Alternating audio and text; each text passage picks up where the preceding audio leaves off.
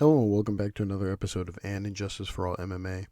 My name is David, and this episode is for UFC Fight Night, Vera V Sandhagen. I want to start off by saying this was one of the hardest cards to watch. It was hard because there's just so much to talk about with this card. There's so much. And I'm going to take this piece by piece. We'll get into the scoring aspects. We'll get into the, if there were any injustices. We'll get into the honorable mentions because there's a lot of them. But I want to start off with just one thing. The most important thing is that Michael Bisping, I'm not a fan of people getting fired or people losing their jobs. Michael Bisping has to be relocated as desk man.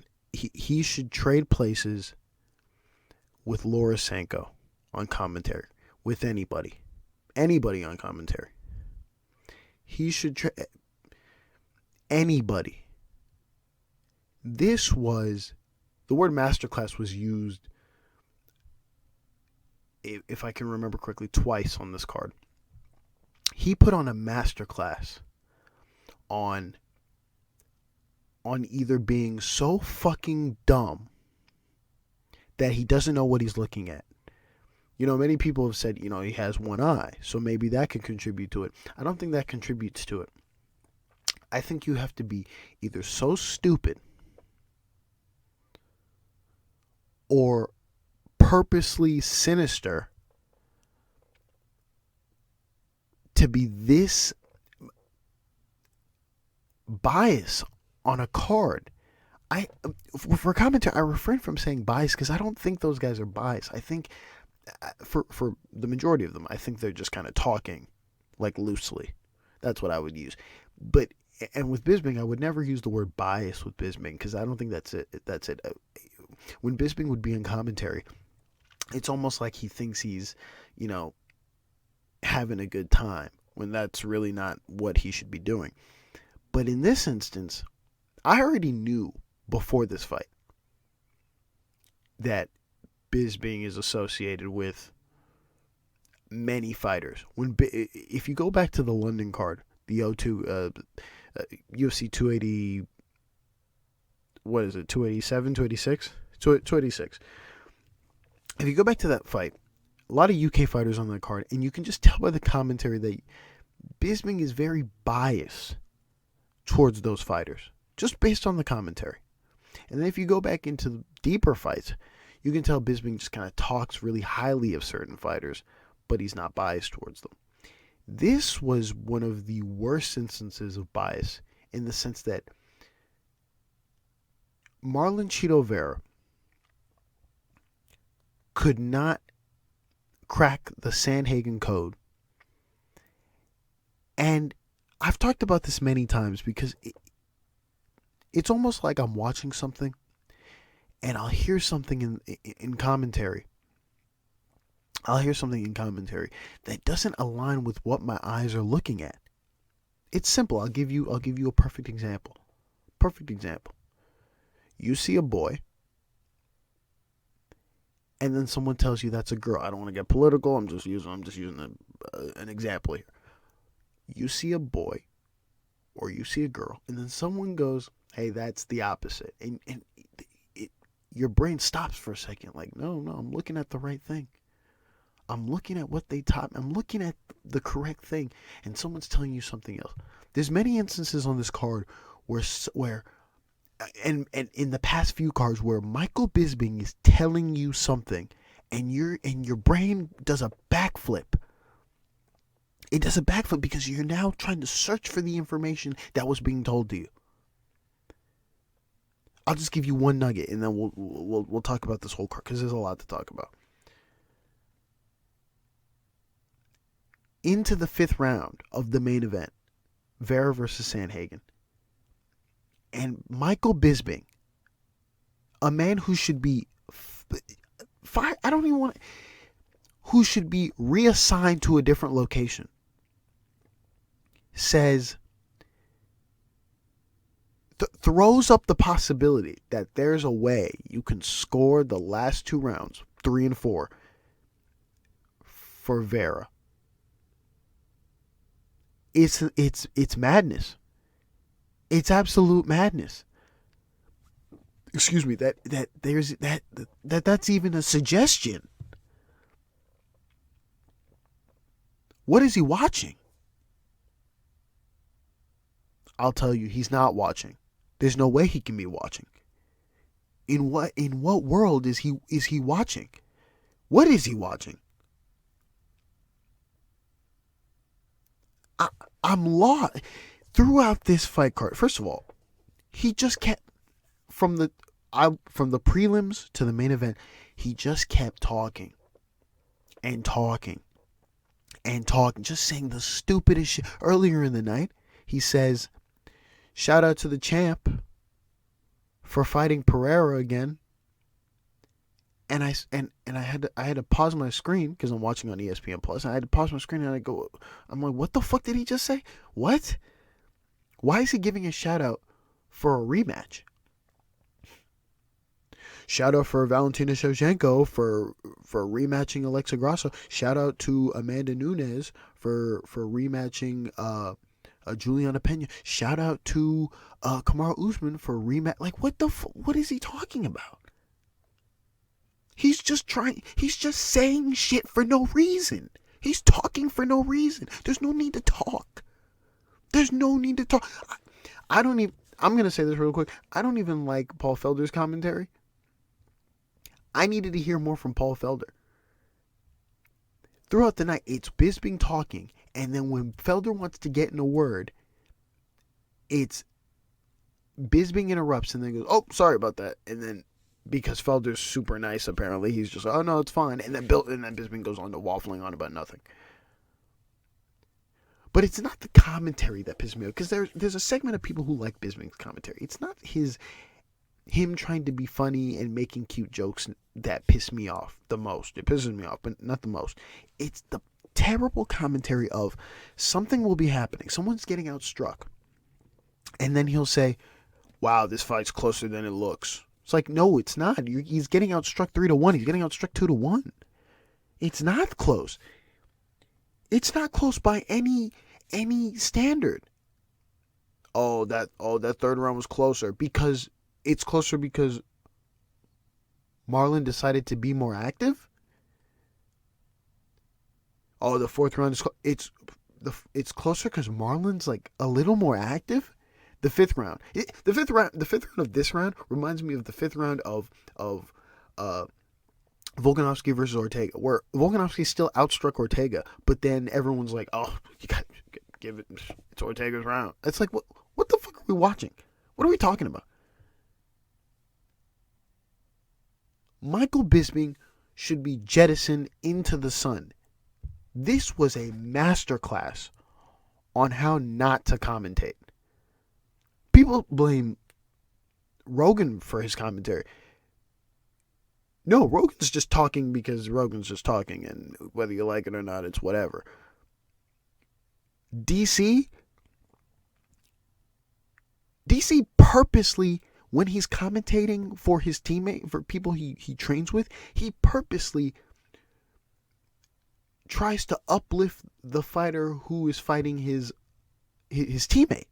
I've seen it. The fight where Phil Knight, I believe it's Phil Knight versus or Phil Hawes, excuse me, Phil Hawes versus Deron Wynn.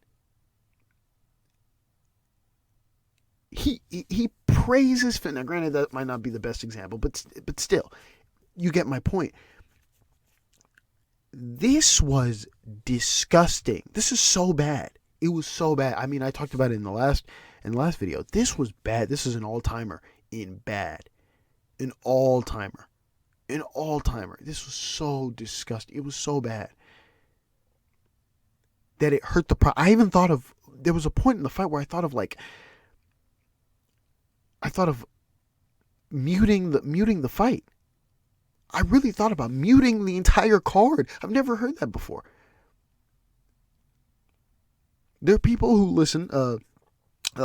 MMA guru who makes videos online.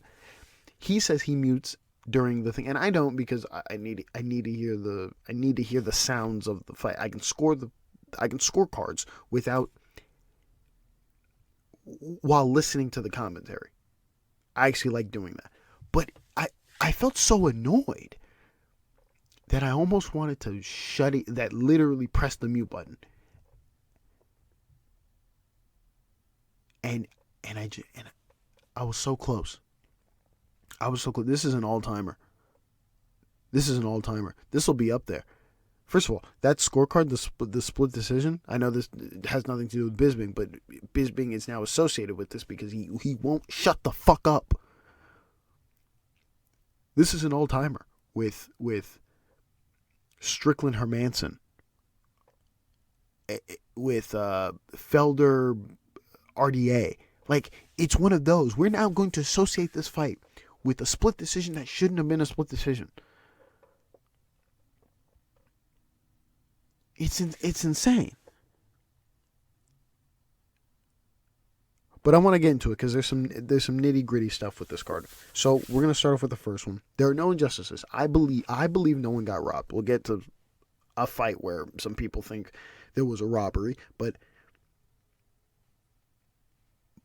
I'll dissect it. We go to the first honorable mention. We go to the first honorable mention, and that's Vegara versus Lacerda. This fight ended in a TKO for Vegara in the second round, but in the first round I gave a 10-9 to Lacerda. In that first round, Lacerda outstruck. He had a takedown, and he dropped Vegara twice. All right, Vegara was still landing good shots on Lacerda. He even rocked him a couple times while Lacerda was trying to finish him. But it's obvious that this was Lacerda's round. Another example, I'll just bring up Bisping again. Bisping can't score either. I thought I referenced that in the shit he said about the main event, but he can't score. Now, neither can Gaethje, but when Gaethje said, hey, Bisping is fucking biased, like, yeah, listen to an inch of his commentary. And what the fuck is Anik talking about? I can understand Anik has to bat for his guy. I get it. I totally understand. But he needs to re-listen. There's even times during the commentary where I know Anik is like, taking a quick detour here, but where Anik is like, okay, like, you can tell by the vibe in his voice of his response to Michael Bisping just talking for hours, that he's like, all right, time to get back to the fight we're talking about, the fight that's happening in front of us. Hey, you just said some weird, crazy shit. Even Anik has some weird scorecards. He'll mention 10-8s and stuff, but that's not the point. That's neither here nor there. He lobs up a suggestion that this round is a 10-8. This isn't boxing. This isn't fucking boxing. It's a 10-9. It's a 10-9. Yes, he dropped him twice. That doesn't matter. Maybe if he dropped him a third time, that's a 10-8, right? That's kind of been historically scored like that for MMA fights. But it's a 10-9. Vegara is landing clean, damaging shot. I hate that fucking word because that's been overused. But clean shots that rocked Lacerda when Lacerda was trying to finish him in this round. It's not a 10-8. But we go to the judges' scorecards, where Gino Garcia gives it a 10-9 for Lacerda. Joel Ojeda, who we'll get to in the end, had it a 10-9 for Lacerda. And then Saul Diamante had a 10-8 for Lacerda. I'm going to give an honorable mention to Saul Diamante. That's nonsense. There's no 10-8 there. But Saul Diamante is known for giving out 10-8, so that's cute. Whatever. We'll let him stick with that. But honorable mention there, it's not a 10-8. Let's keep going. Next honorable mention, Giles versus Parsons. Okay, this fight ended in a split decision. This is actually really close. You can actually argue this for either person. I had this for Parsons. I gave the first and the third round to Parsons, 10-9, and the second round, 10-9 to Giles. That first round is very close. Very close. Giles outstruck Parsons. Parsons had a takedown and a submission attempt. Giles had a reversal. there was just so much movement. Giles outstruck him on the feet. Parsons got him down, landed a little bit of ground, very little ground and pound, almost no ground and pound, really. We'll talk about that. Had a submission attempt that was actually in for like a moment. It was like a momentary thing, and then Giles had a reversal. You can argue this for Giles, but Parsons did more. Hence why I put the close marker in the first. Second round, 100% Giles. Giles had a takedown and outstruck Parsons with ground and pound. And then the third round, which is pretty clear in my mind, but we'll look at the judges' scorecards. Third round, Parsons had 2 takedowns. It was close on strikes, on the ground and on the feet. And Giles had a reversal. So that kind of details everything. 29-28 Parsons. You go to the scorecards. Saul Diamata, his scorecard reflects mine. Okay. Jacob Montalvo, he gives the first round to Parsons, then gives the last 2 rounds to Giles. He gives the last round to Giles. Honorable mention there. And then his scorecard reflects Gino Garcia. Honorable mention there. Another quick detour that I want to make real quick. There's another thing online about refs being judges for this fight. That's been a thing. That seems to have been a thing a lot.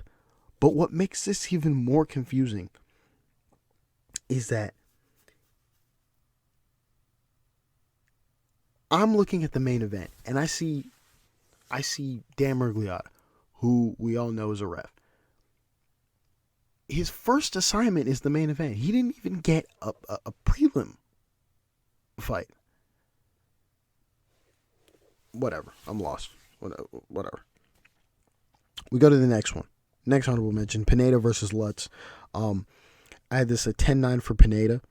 This fight ended in a submission for Pineda in the second round. I want to admit that this round was actually kind of close. Now, it's not close, but in the back of my head, it's close. I might have to tweak this. I think I might have to fix this in my head going forward because I need to improve on this a little bit. In this first round, Lutz is outstriking Pineda. He's outstriking Pineda.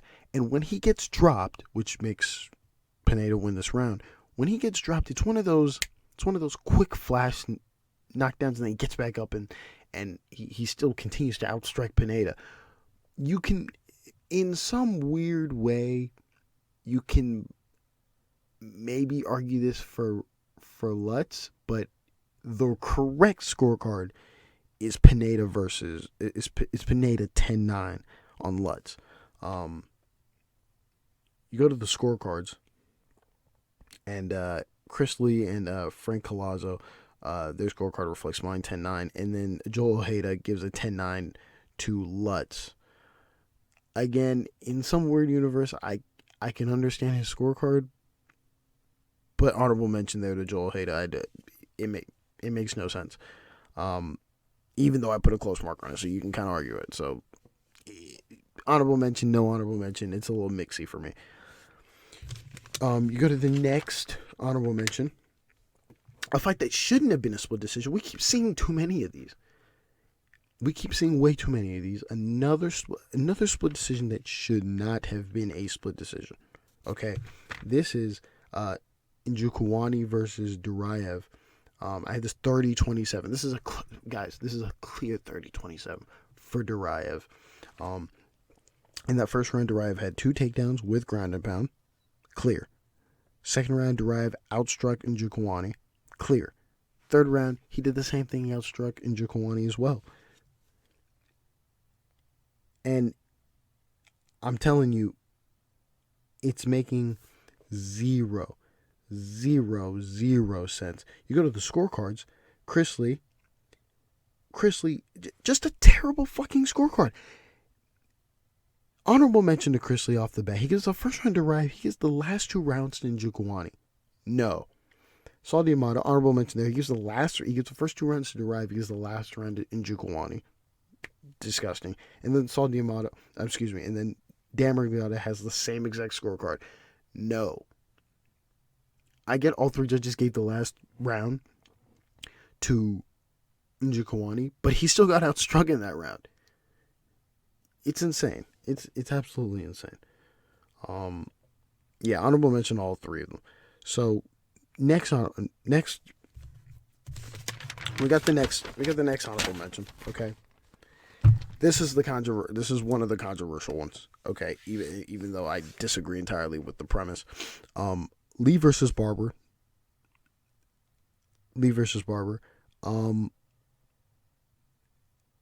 Bisping again was in full form. I think I've already mentioned it at the top.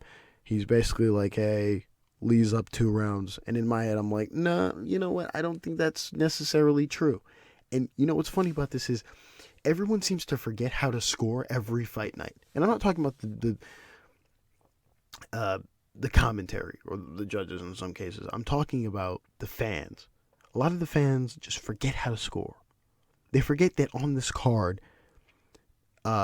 Santos, who we'll get to in a second, who used to be Yana Kunitskaya, won a fight on her back, being active on the bottom. There's many fighters who've won rounds being active on the bottom, and people just seem to forget that. And on this card, want to focus on the fact that a ref is judging this fight, which I get the concern, but still, regardless of the point, we'll stick to the fact that this fight, I believe, was scored correctly.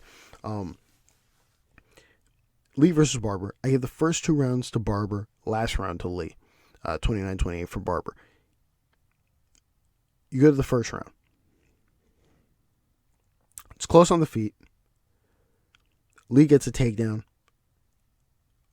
And Barber is just active. Now, it's close on the feet. Lee gets a takedown. We've seen these rounds so many fucking times. I have to keep referencing the Apex. I have to reference every other fight. This fight. Guys, Lee gets a takedown. Proceeds to do nothing with the takedown. We'll get to Holm in a second about how that parts of that fight reflect this round. Lee gets on top and just holds her. She holds Barber and does nothing. Barber continues to be active. She wins this round based off of her being on her back and being active on bottom. It's clear. If you've seen my videos, if you watched them, you know this is how these fucking rounds are scored. Depending on who. It's insane though. I'm gonna have an aneurysm because people shouldn't be mad at this scorecard. They should be mad at how inconsistent these type of rounds are being scored. We'll have a fight that I'll reference again. I believe it's Erosa versus Andre Touchy-Feely, where I think it's Erosa versus Andre Touchy-Feely, where Feely has Erosa on the ground, and Erosa proceeds to land 3 billion shots on Feely's face, and yet still they score it for Feely. It makes no sense, guys. Why did they score it like that? But then they score other fights, like the Kunitskaya fight. They scored that, Kunitskaya versus Kellen Vieira. Why did they score that way? Why did they score this fight this way? Why did they score another fight where someone was active on the bottom? The Brendan Allen fight when he was in Abu Dhabi. You see, there's so much fucking inconsistency, but I'm consistent. I'm consistent in this. So there should be no, oh my God, you got the scorecard. No. When this shit happens this way, it should be scored this way. But for some reason, depending on the venue, depending on the judge, depending on the arena, depending on the size of the fucking octagon, depending on if it's in the Apex or in the fucking T-Mobile arena, fighters on the bottom, just flip a coin. Today, are we scoring for fighters who are active on the bottom? Today, are we doing it? Yes, no, maybe, I don't know. Okay, whatever. We'll get back to the scorecards. So anyways, that's the first round. We go to the second round. Barber outstrikes her on the feet. So the second round is definitely Barber's. I don't know what people are saying. She outstrikes Barber on the feet. It gets down to the ground. Lee gets her down to the ground. Lands very little to no ground and pound, actually. Right, and the Barber again is more active on the bottom, so more active than the shots that Lee's giving on top, and Lee got outstruck on the feet. Clear round for Barber. You then go to the third round. Okay, close on the feet again. They're both kind of trained. They're both kind of landing equally. Both of them have a takedown, but the difference here is that Lee had another takedown. The first initial takedown was more like a toss. She kind of like tosses her on the ground, if you want to count that as an extra takedown. But she tosses her on the ground. Also, she controlled her a lot more than Macy did, than Barber did. And that's the difference in this third round. 29-28 Barber. That's the correct scorecard. You go to the judges' scorecards. All right. And Frank Collazo, his scorecard reflects mine. Dan Mergliotta, honorable mention to him. He gives the last round to Barber. That's nonsense. He gives all 3 rounds to Barber. And then Chris Lee, who, again, people might argue this fight for Lee. That's fine, but still honorable mention to him. He gives guys, the first round goes to Barber. All 3 judges gave the first round to Barber. We're pretty consistent there. He gives the second round to Lee. That's nonsense. That's absolute nonsense. So honorable mention there to Chris Lee. We go to the next fight. Next honorable mention. This one infuriated me. Holm versus Santos. Santos, otherwise formerly known as Yana Kunitskaya. This fight infuriated me for the reason that, what is Holly Holm doing? What is she doing? What is the purpose of Jackson Wink? What is the purpose? Am I missing something? It can't be an age thing. Because a part of me wants to go, oh, she's 41, but no, I don't think that's it. How has she been training this long and is so bland on the ground, bland on top? There's not much more I can really add to this. I had this 29-28 for Holm. First round for Santos, last 2 rounds for Holm. In that very first round, on the feet, by the way, let's start off on the feet. Santos was outstriking Holm on the feet. She was outstriking her with leg kicks. Boom. They get into the clinch. She's outstriking her in the clinch, landing multiple knees to the body. Okay. Holm is active in the clinch as well, but she's getting outstruck in the clinch. So she's getting outstruck on the feet for the time that they were on the feet, because a lot of this played in the clinch. But gets outstruck on the feet, gets outstruck in the clinch. Holm gets a takedown with like about a minute to go. And Santos is more active than... The only thing that Holm did was put her elbow, and they weren't effective elbow strikes up until maybe 3 and 4. Up until 2 and 3. She just puts her elbow on Santos's face, but Santos is active on bottom. She outstruck her everywhere in this round. This round is Santos's. I was miffed to hear 30-27. Second round, Holm gets a takedown with ground and pound. Again, up until maybe the 1 minute mark, Kunitskaya was active, right? Up until the ending where Holm is just going crazy. Then it's like, okay, the round goes to Holm. But in the back of my head, I'm thinking, yo, Holm is so milquetoast on the ground here. What is this ground and pound? Her and Lee were so concerned with holding the opponent that their ground and pound fucked up some rounds for them. I believe. Mostly Lee, really, because she just was like, let me just hold you. It reminds me of a little bit of the Valentina versus Grasso fight, where when Valentina initially grabbed Grasso and got her on the ground, she held her for a little bit. I noticed that. Obviously, she didn't have ground and pound to win those rounds, but she got on top of her and just kind of held her there for a little bit. She kind of held it to the point where I'm looking at it and I see Grasso being active, and I'm like, yo, Valentina's got to get moving. Because remember, she was active against Santos. She was active against Santos in the flyweight division. I can't remember her first name. But she was very active, and you go to the Grasso fight and she just suddenly becomes less active. You go to this fight where Holm just doesn't know how to hit people while she's on top of them. It was up until the third round, really.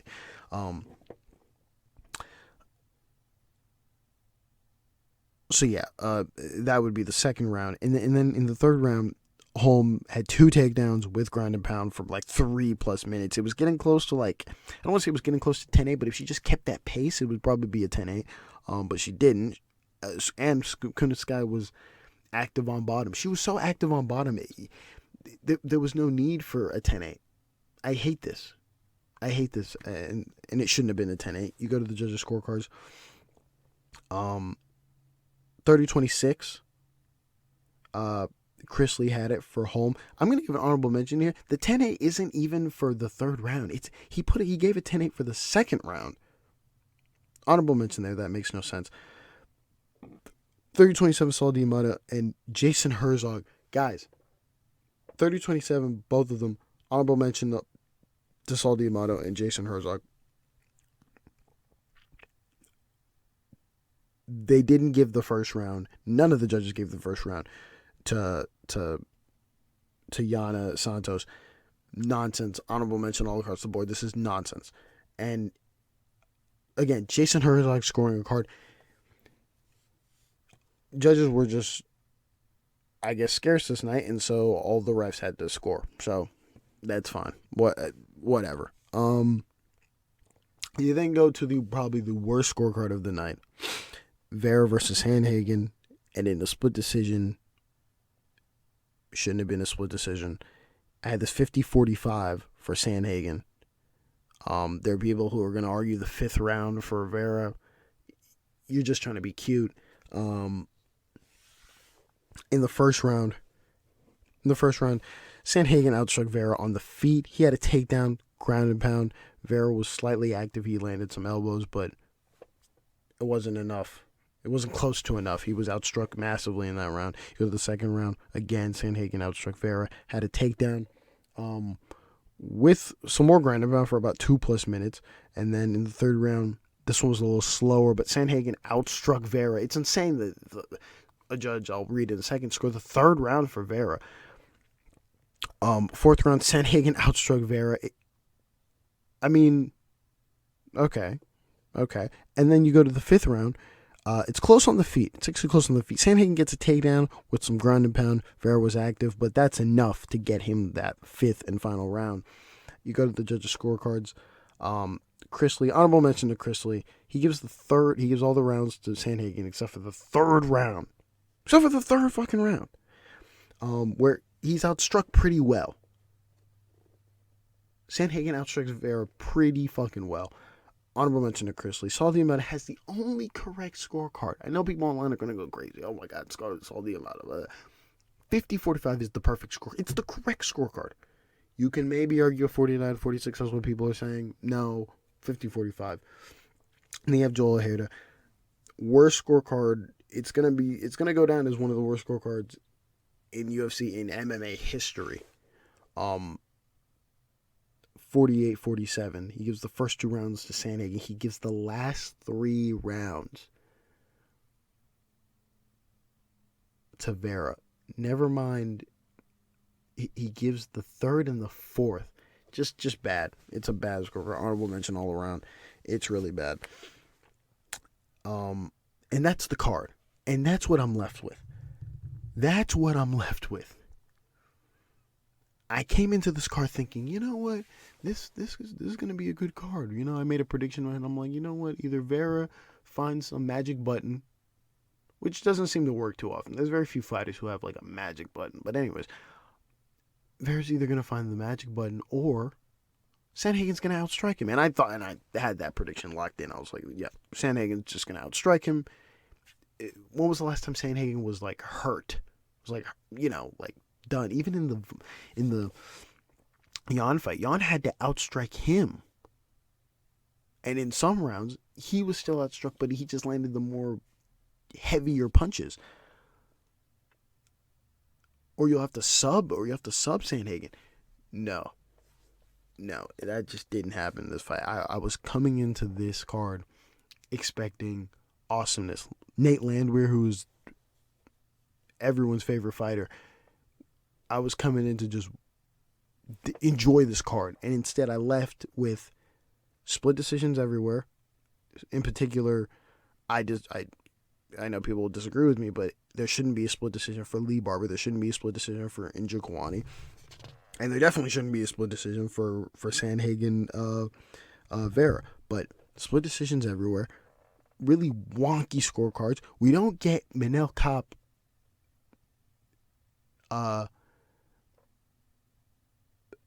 beating Perez. The reason why I say that is because it just so happened that I heard what's his name, the guy on the post-fight show. I can't remember his name at the moment. He used to be a UFC fighter. He's a model, whatever. I don't remember his name.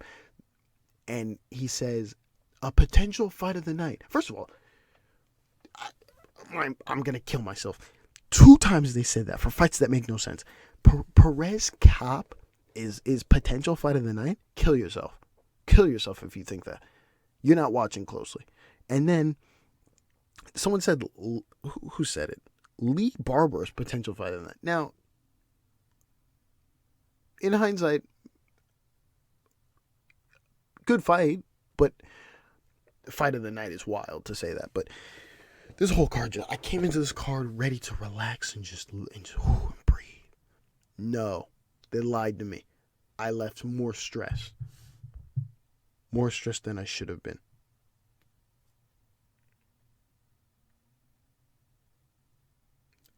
Absolute nonsense. That's all I have. Michael Bisping is terrible. Thank you all for listening, and God bless.